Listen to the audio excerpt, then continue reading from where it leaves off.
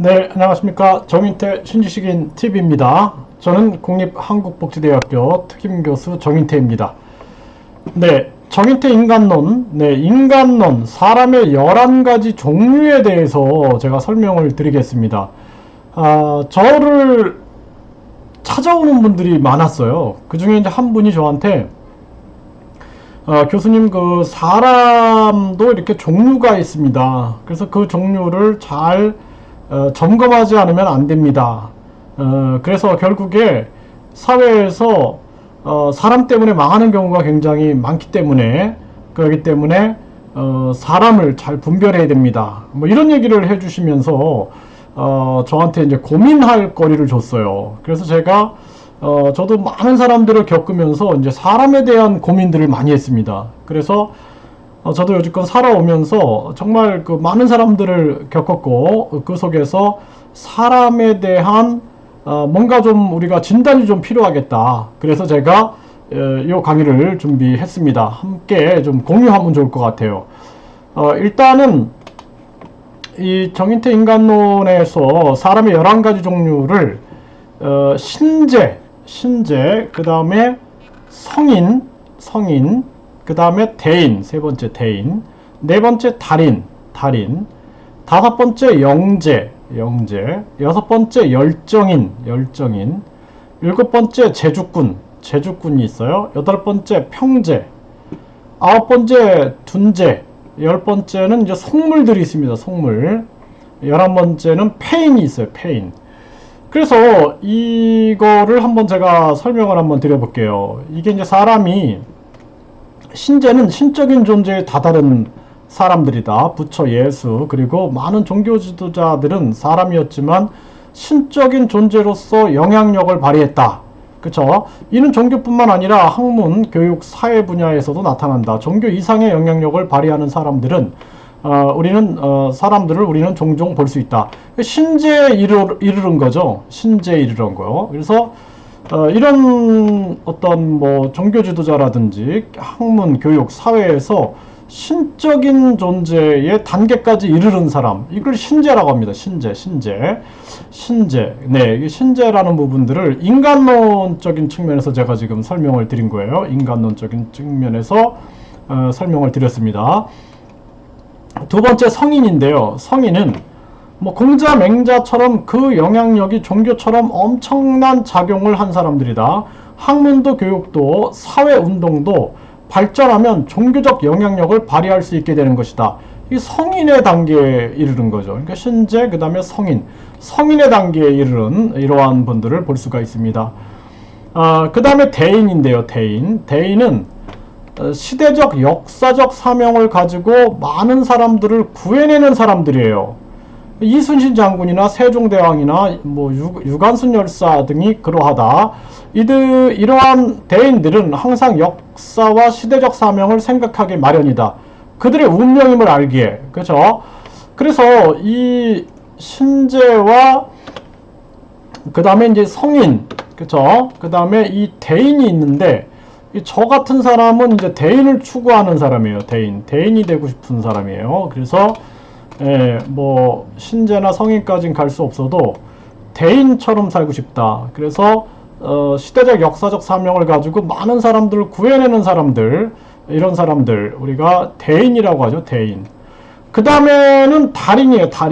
달인인데, 달인은 학문으로서, 기능으로서, 철학으로서 끝에 다다른 사람들이에요. 뭐 아인슈타인, 프로이트, 그리고 수많은 생활 속에 달인들이 있죠.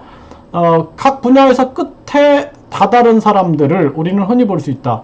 열정을 가지고 노력하면 누구든 달인이 될 수 있다라는 거예요. 그러니까 달인은 단순한 기능뿐만 아니라 세상의 이치를 깨닫고 있는 거예요. 그래서 빵을 만들었는데 빵 속에서 이게 그냥 재능에서 끝나는 게 아니라 세상의 이치를 다 깨닫고 있는 사람들이 있어요. 이런 사람들을 우리가 달인이라고 합니다. 달인이 돼버린 거죠. 달인.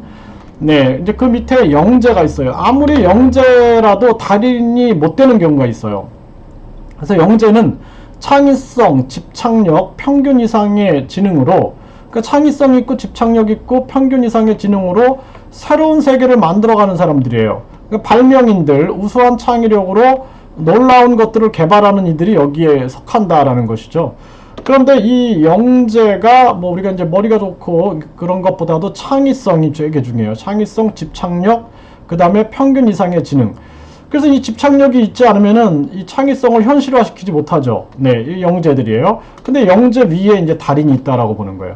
근데 열정을 가지고 사는 사람들입니다. 이들은 노력하는 사람들이고 근면하며 성실합니다. 이들은 사회에서 책임 있는 역할을 수행하는 거죠. 역할을 수행하고 있다. 이런 사람들을 그 열정인들, 그러니까 열정이 있어요. 근데 영재는 아니죠. 열정이 있어요. 영재는 이제 좀 뛰어난 사람들이에요. 그 위에 이제 달인이 있는 거죠. 그렇죠? 그 다음에 제주꾼들. 이거 이제 제주꾼들이에요. 그냥 제주꾼들. 그래서 어떤 사람들 보면은 어떤 그냥 재주가 뛰어내요. 재주가. 그런데 달인의 경지에는 오르지 못했어요. 근데 제주꾼인데 열정이 없기 때문에 잔재주를 부리는 거죠. 잔재주를. 그래서 이 제주꾼이 열정을 발휘하면 영재를 넘어 달인이 될 수 있는 거죠. 열정이 있으면은 영재를 넘어 달인이 될 수 있다라는 거예요. 자, 그리고 평범함으로 살아가는 사람들이에요. 이 사람들이 사회에는 대부분이라 하겠다. 이들은 큰 비전과 꿈 없이 그저 삶의 만족을 추구하며 살아가고 있고요. 이런 사람들로 인해 사회는 안정을 취한다고 볼 수 있습니다. 평범한 사람들, 평범한 인재들이에요. 그 다음에 둔재가 있어요. 둔재는 기능 지능 면에서도 둔한 사람들이에요. 이들에게 노력이 가해지면 어느 날 열정인을 넘어 달인이 될 수도 있습니다. 그래서 뭐 둔재라고 하지만 끝까지 둔재는 아니에요. 인간의 뇌는 계속 발달될 수가 있어요. 언제까지? 죽을 때까지 발달될 수 있다는 게 뇌과학자들의 주장입니다. 그 다음에 속물. 사기를 치고 다른 사람들을 모함하고 어려움을 빠뜨리고 거짓말과 속임수가 자유로운 사람들입니다. 이런 사기꾼들이죠. 그쵸? 세상을 살아가면서 이런 속물들을 조심해야 합니다. 그 필자가 베트남에서 일을 하면서 가장 힘들었던 것은 속물들과의 만남이었어요. 그러니까 1,400달러 1인당 국민소득의 사회 속에서 부익부 빈익빈이 아주 심한 사회예요. 그래서 속물들의 출현을 종종 볼 수 있었고 여기에 오면 한국인들도 그렇게 변할 수가 있습니다. 사회 분위기 때문에. 속물들로 인해 수많은 사기 피해를 보고 인간에 대한 혐오까지 생기는 경우가 있습니다. 그래서 베트남에는 좋은 사람도 있어요. 그런데 이렇게 속물들도 있고 한국도 마찬가지예요. 한국도 속물도 있고 그리고 위에 뭐 대인도 있겠죠. 이거 조심해야 됩니다. 페인은 호주에 갔는데 백인 20대 젊은이들이 길거리에서 불황자가 되어 있는데 알코올 중독에 목적 없는 삶을 살고 있는 모습에 충격을 받았다. 매달 1,600달러의 지원금이 나옵니다. 이 호주는. 여기 이제 철강석이 굉장히 많아가지고 이런 지원금이 나오는 거예요. 그러니까 국민배당금 형태가 아니라 이게 이제 어떤 지원금이에요, 지원금. 그러니까 그 돈을 받으면은 바로 그냥 술을 먹고 길바닥에 누워 있는 겁니다. 그래서 이 사람은 노력하면서 살아야 되는데 지나친 복지는 인간을 페인으로 만들어 버릴 수 있다는 거죠. 그쵸? 마약, 술, 여자, 남자, 도박 등으로 사람은 페인이 될 수 있다. 의지의 방향을 상실하고 의지 박약이 된 상태에서 인간이 망가진 인간이 될 수 있는 것이다.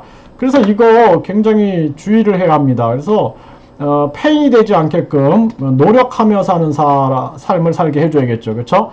또 베트남에서 또는 살아가면서 대인을 만나기는 쉽지 않다. 대인들은 작은 것에 욕심내지 않고 멀리 내다보면서 시대의 문제와 역사의 사명을 중시 여긴다. 영재더라도 악하게 사용하면 속물로 타락하는 것이다. 그래서 인성교육이 중요한 것이다. 인성교육이 없으면 나쁜 영재가 생기면 국민들이 힘들어요. 인류에 대한 사랑과 사명이 극에 달하면 사람은 성인 또는 신재가 될 수 있다. 하지만 사이비 교주가 있어요. 이 악한 욕심과 사람들의 추앙을 결합시켜 결국 속물로 타락한다.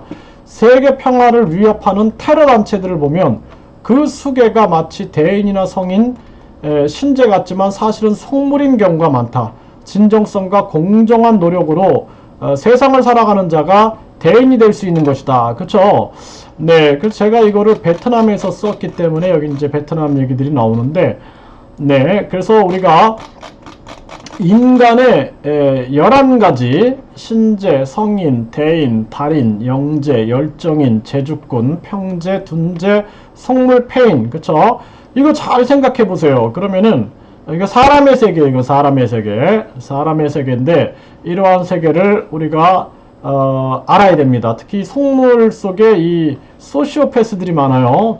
굉장히 조심해야 됩니다. 그래서 이 소시오패스가 마치 위장을 하는 거죠. 뭐 성인인 척, 뭐 대인인 척, 이렇게 위장을 해가지고 결국에는 국민들을 아주 힘들게 하는 경우가 많아요. 그래서 제가 말씀드렸죠.